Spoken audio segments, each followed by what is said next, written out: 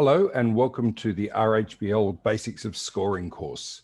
My name's Geordie McRae. I'm the RHBL Director of Technical Officials, and I'll be going through the basics of how to score an RHBL T-Ball or Zooka game.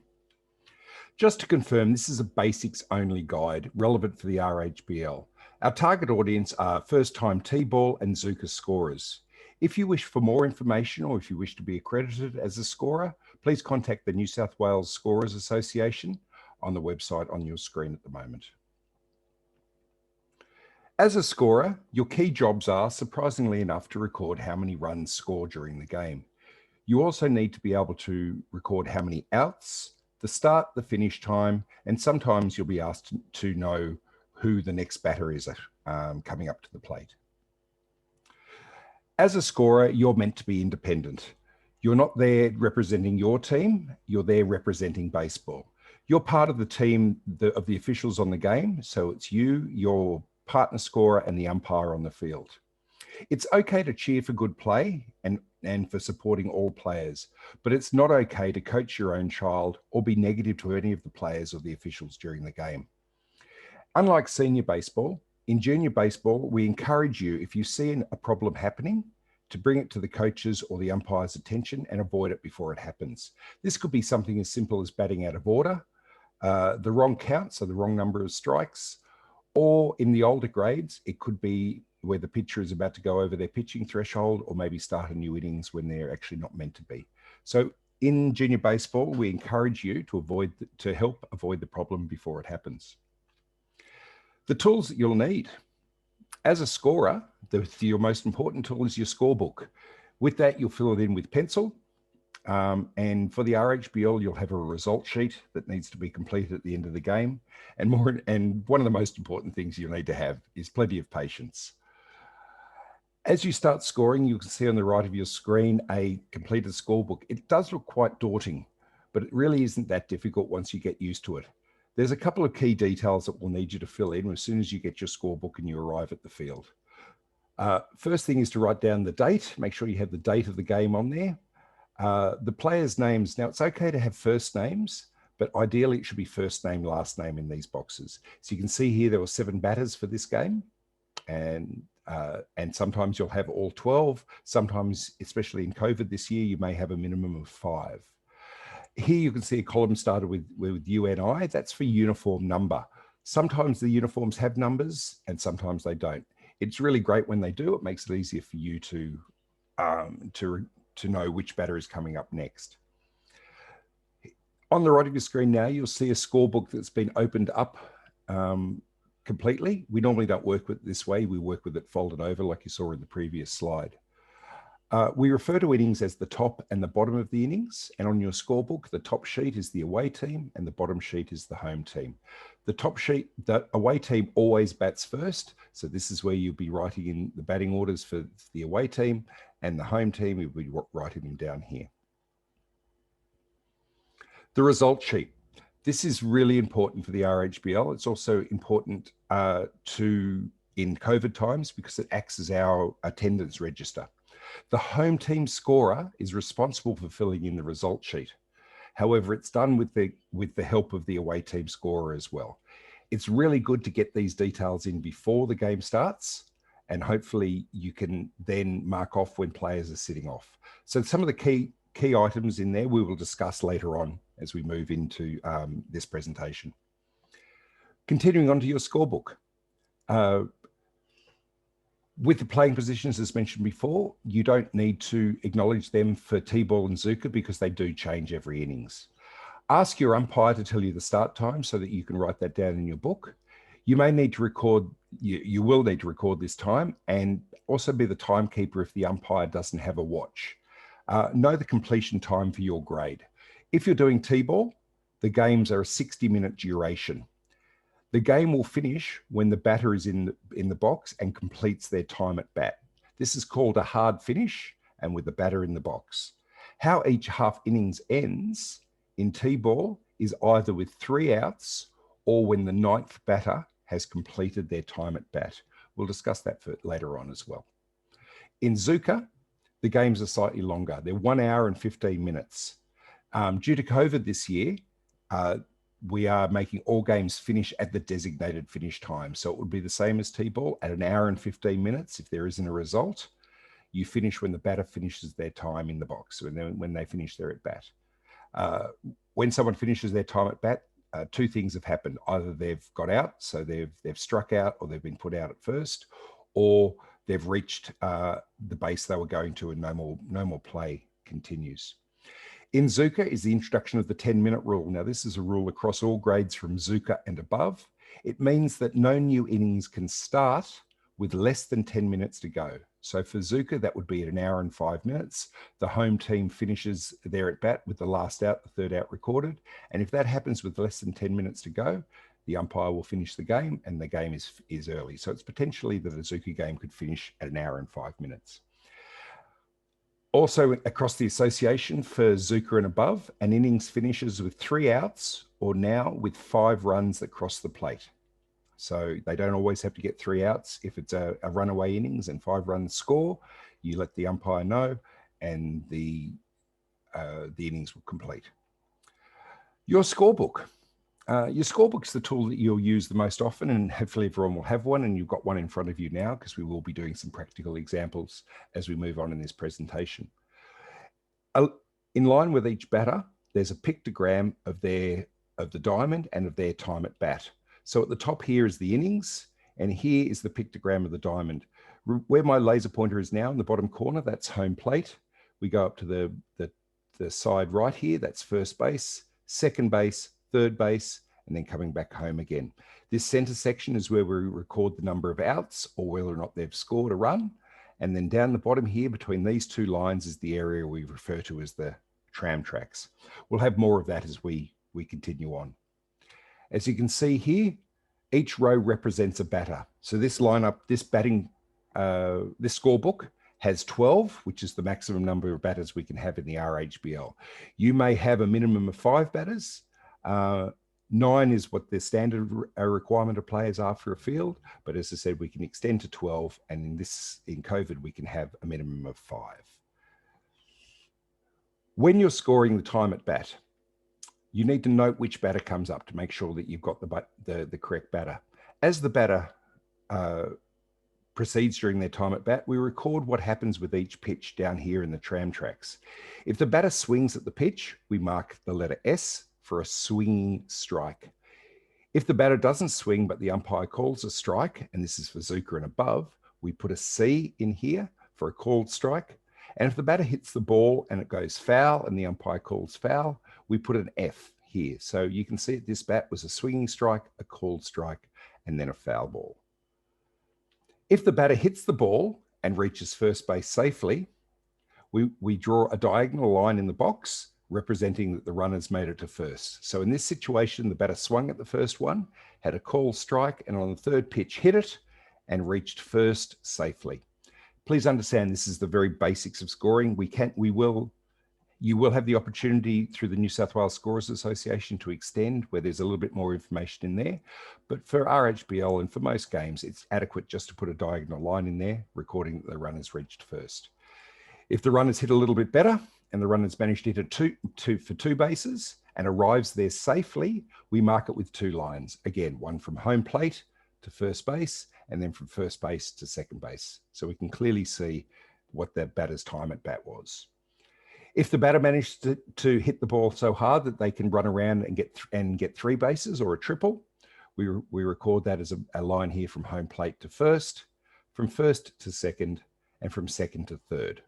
So you can clearly see that the runner's standing on third base. Now here's the magic one that all the players are aiming for. If the runner hits a home run, that means they manage to run around all 4 bases, or all 3 bases and get home. They score a run. We record that as starting from home to first base, first to second base, second to third, and then third to home. But our job isn't finished here. We now need to record the run, and that's what this circle here is for. There's a couple of ways of doing that. As you can see, I've put a smiley face in the middle there. Another approach is to be able to color that in with a dot.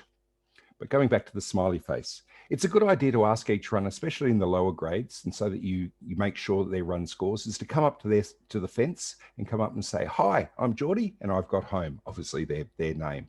At the end of the half innings, you count up the number of smiley faces or dots, and that tells you how many runs have scored in the game. Here's the sad one. If a runner gets out, what you need to do is record in here that they've got out. So in this situation, this is a T-ball game we're scoring. And in the RHBL, we have a rule that if the ball is hit foul, each foul counts as a strike, including third strike. So in this situation, the batter is out. So it's strike one is a swinging strike, strike two is a called strike, and foul is strike three, and we mark it as a number one in the box. If there was two outs, if this was the second out, there'd be a two there, and if a third, obviously three, and then we'd rule off the innings, and that would be the finish of that innings. When you're scoring, it's really good to look up from your scorebook. Sounds simple, but it's something we get so caught up in the books.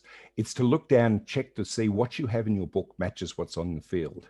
When we do our examples later on, I'll show you where we look up and we double check to see that if there's a runner at first, our scorebook records that.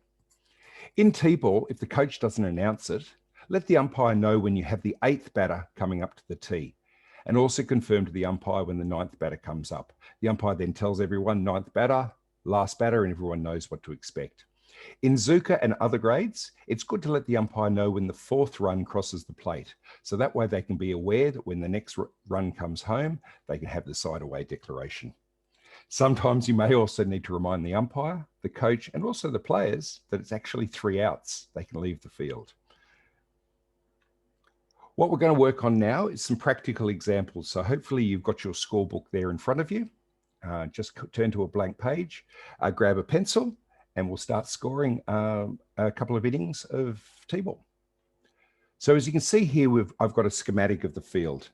Now these numbers and names are standard across all baseball across the world. We give a designated number to each position, but we also use the name for it. So I'll start at the pitcher. The pitcher is number 1, the catcher number 2, first base is number 3, second base is number 4, third base is number 5, and to finish off the infield, shortstop at number 6.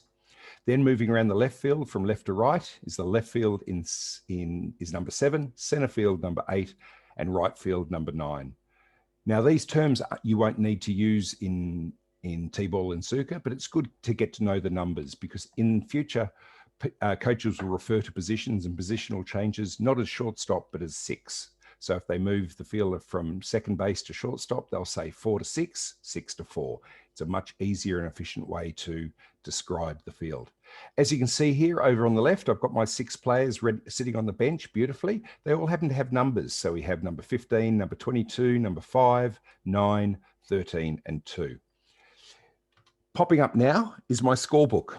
I've written up the players' names. So in this situation, I haven't put both names because it's T-balls. It's easy enough to just get their first name down. But on the result sheet, I'll definitely make sure to have their first name and last name. So you can see my first batter here is Matt, number 15. There's his uniform, number 15. Steve, number 22. Mel, number 5. Spencer's number 9. Mark is number 13. And Michael's number 2. Now, I haven't shown you all the blank lines underneath there, but there's only 6 players today. Up here, we've got innings 1, innings 2, innings 3, and innings 4, and we'll proceed down the sheet as we go through the innings. So we're ready to go. Umpire calls batter up. Matt pops into the box. We check our score sheet. Number 15, Matt, that's right. Batter 1 is in the right spot. So we're starting off in a really good position. First pitch comes in. Matt swings and he misses the ball.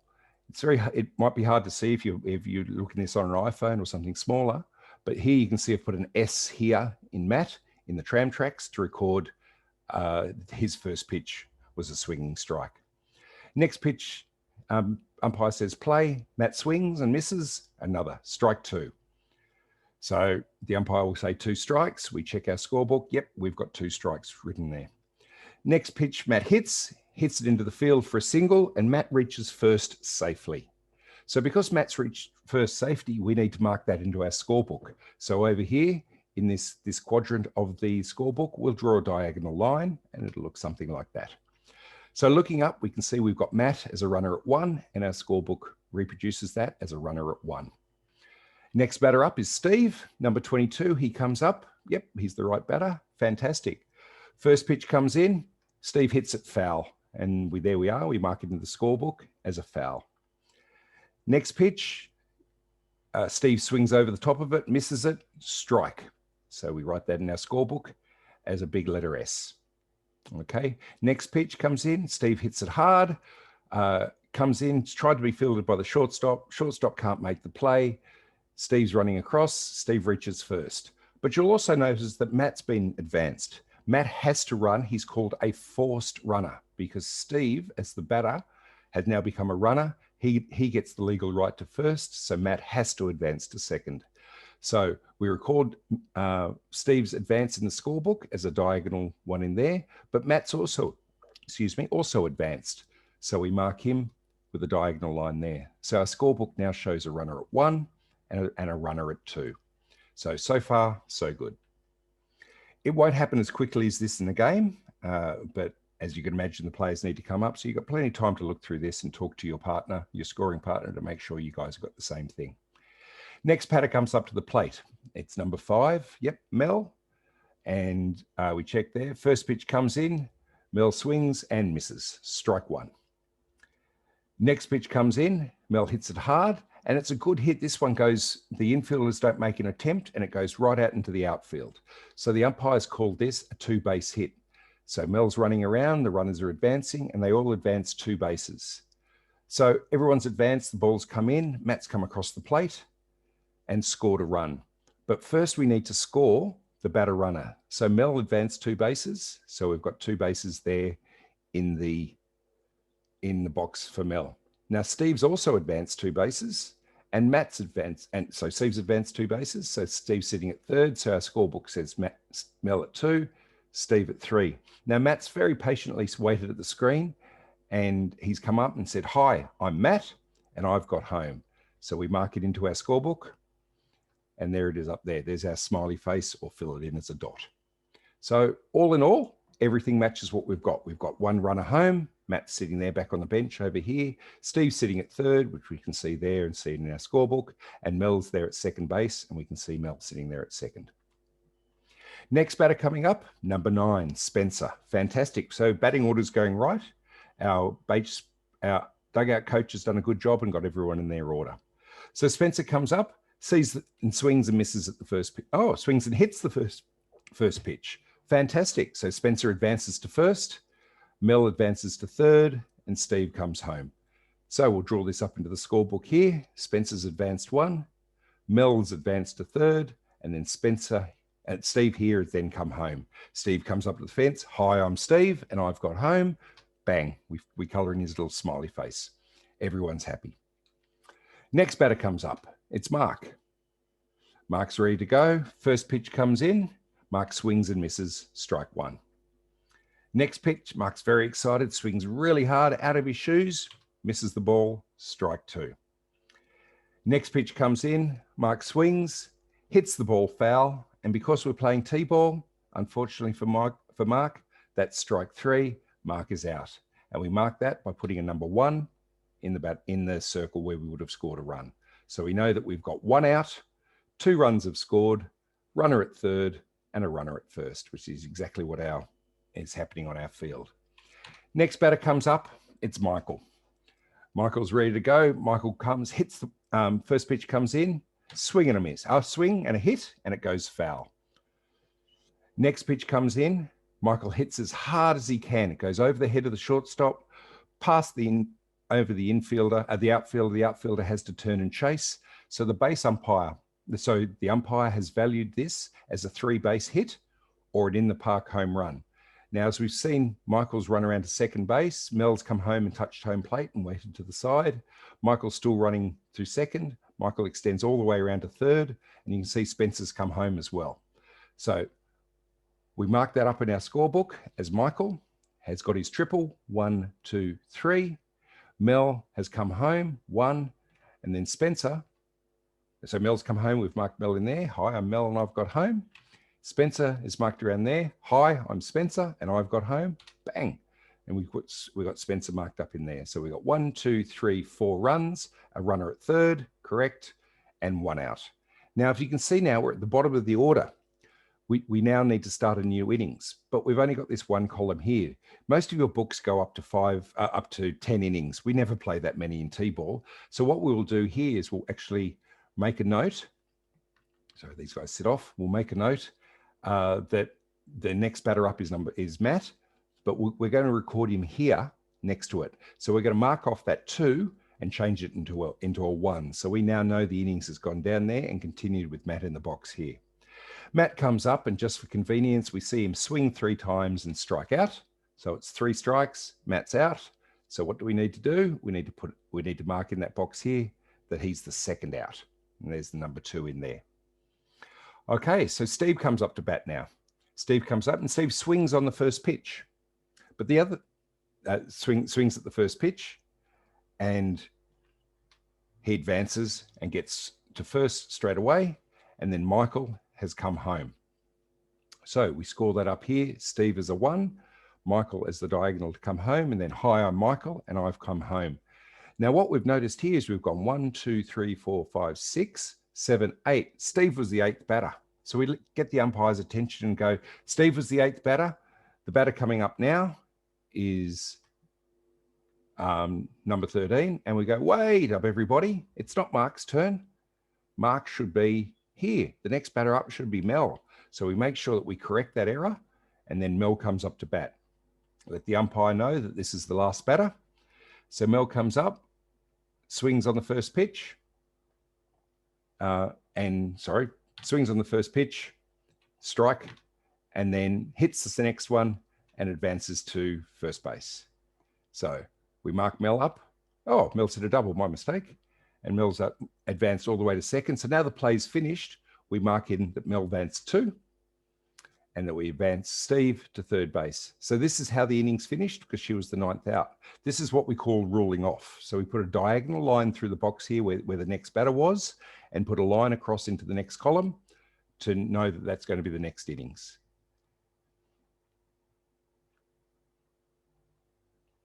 Okay, so what we're going to do now is we would do the same now for the home team. So we'd write the batting order in there, but we're not going to do that today. We're just going to go straight off to the start of the second inning. But before we do that, what we need to do is total up the number of runs that were scored in the inning. So now, as you can see here, there's a full sheet. I've extended out, and down the bottom there's a box with a diagonal line through it. The top box refers to the number of runs scored in that innings, and the bottom box is a cumulative total. So for innings 1, we go 1, 2, 3, 4, 5, Michael, we write 5 in there, and 5 because it's the first innings, there's a cumulative total there is 5. Now, because we're starting the second innings, the top of our box said 3, but we're not actually, so we're going to cross that out and write a number 2 so we're confirmed. We don't get confused. And we can see here Spencer's coming up to bat, and because he was ruled off. So everyone's ready. If someone asks us who the next batter is, we know that it's going to be Spencer. Okay, so Spencer comes up to bat.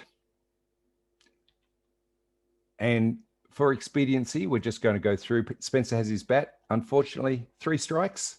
Spencer's out. So we mark a number 1 in the box. Next, he sits down. Next batter comes up is Mark. Again, for expediency, Mark swings 3 times. Strike 1, strike 2, strike 3. Mark is the second out. You get to know where this is happening. Michael, the next batter comes up. And unfortunately, Michael does the same. They're very excited at their first innings, but they've overswung. Michael swings, and there's the 3. So that completes the second innings. Okay, so we expand the sheet out. We see down the bottom, how many runs scored in the innings? No runs, so we put a 0 here, and we fill in the bottom box, which is the cumulative total. So there you have a quick run through of how the score sheet works and what all those little symbols and what those items refer to. A couple of tips for you. Always check with your scoring partner that you have the same score at the end of each half innings. That way you can double check where you are, make sure you haven't scored an extra run or you've missed a run, and make sure at the end of the game everyone's happy and that you both agree. The umpire may ask you, is there a result?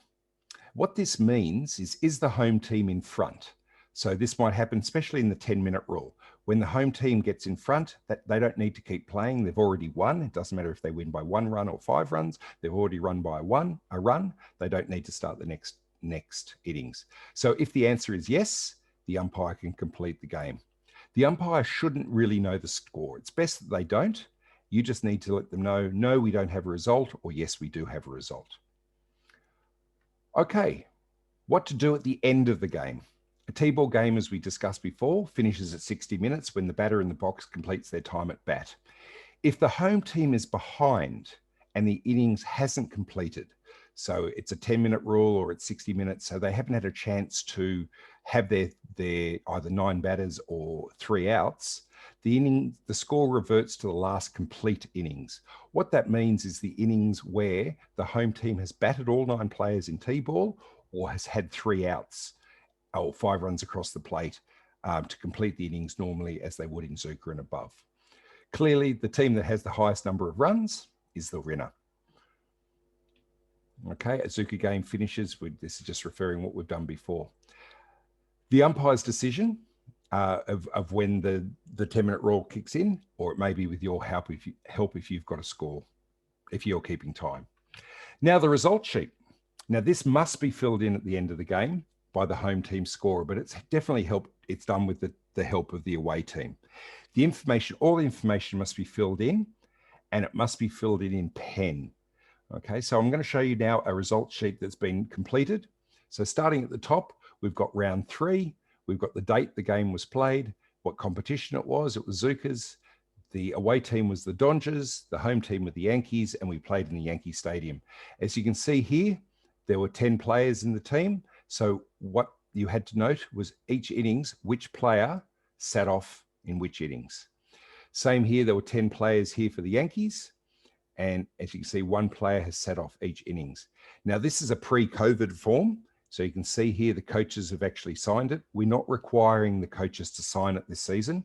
All we require is the coach's name clearly written in there. And the same with the umpire. The umpire's name should be clearly written in there. When you write the umpire's name in there and the umpire cites it, he'll ask you to circle these boxes to confirm that these things have happened. A plate meeting is held, yes. There was no protest or no ejection. If there were, obviously they'd have to complete a match report. From your result sheet, from your scorebook, sorry, you'll write in the result, the number of runs that scored for each innings, and then a cumulative total at the end. So we can see here 2, 1, 1, 3, 1 adds up to 8, 5, 4, 2, 0, and 1 adds up to 12. The home team, which was Yankees, and so you write in here the winning team Yankees. Both scorers should be happy with that and confirm that that's correct. And then what you do with that result sheet is then up to your club, but we'll get to that in the next slide. So just confirm these are the things that you need to fill in for the sheet: your date, team names, the ground, the players' names, including first and last name. That's really important. If more than 9, the innings that the players sat off, the coach's name, the umpire's name. When the umpire's there, do the checklist. For COVID this season, there's no signatures required, and both scorers have to agree on what the score is. Once the result sheet's finished, this is the official result of the game. This has to be stored. So depending on how your club requires you either drop it into a designated location, maybe the canteen, you scan it and email it to the club, or you photograph it and text it to the club scorer. That will be specific to your club, and make sure you speak to your scoring coordinator to work out what's required. You may also have club-specific requests, like for example, at the end of the game, you need to text the score to the score recorder. Just so that you understand, scores are always recorded as the away team and the home team. So if I was to say it was that, we'll go back to that result sheet here, where it was Dodgers versus Yankees, the result would have been 8-12. And because you've sent that through, they know that the home team has won and the home team ran with 12. If it was the other way around, if the away team had won, it would have been 12-8, and then they would have known the away team had the highest score and the away team would have won. In the case of any dispute, if there's any issues with the results or the number of people sitting off or the players that attended, your scorebook will be required. It's the official record of the game, and it's what we'll use the competition executive will use to rebuild the game working from your scorebook. Okay, that covers the RHBL Basics of Scoring course. Just a reminder, this is just a basics only course for T-Ball and Zooka. If you want to extend your scoring career or get more information, more accreditation, I recommend you contact the New South Wales Scorers Association on the website. If you have any questions specifically to scoring in the RHBL, contact your club delegate, and if they can't help you, they'll put them in touch with me. My name's Geordie McRae. It's been an absolute pleasure working with you. Thank you.